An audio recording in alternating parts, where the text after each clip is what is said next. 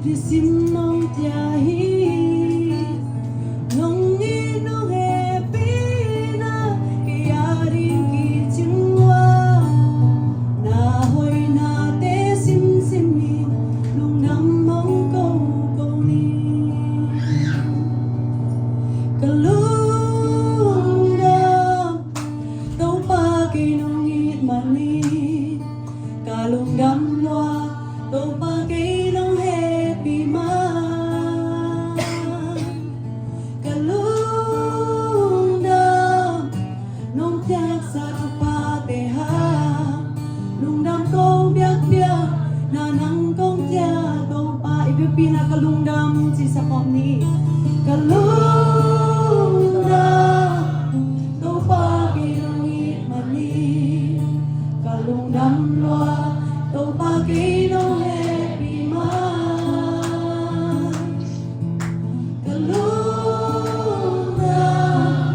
nong tiyak sa pa te ha nung nam kong biak biak na nang kong tiyak tau pa nung zinale na lesanan nung zinale na lesanan nung may maong tuang zeha kalung damon katidamun simzolo damzoe katwa chute damzolo win kitui kanu zeha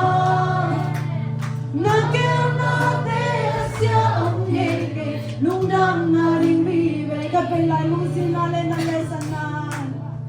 nung sinale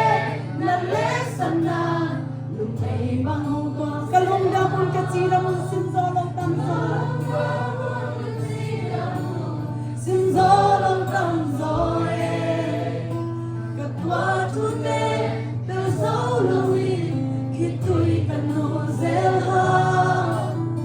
nakel nate asya omyeke nung dam na ring vive kalung dam lokong pa kalung dam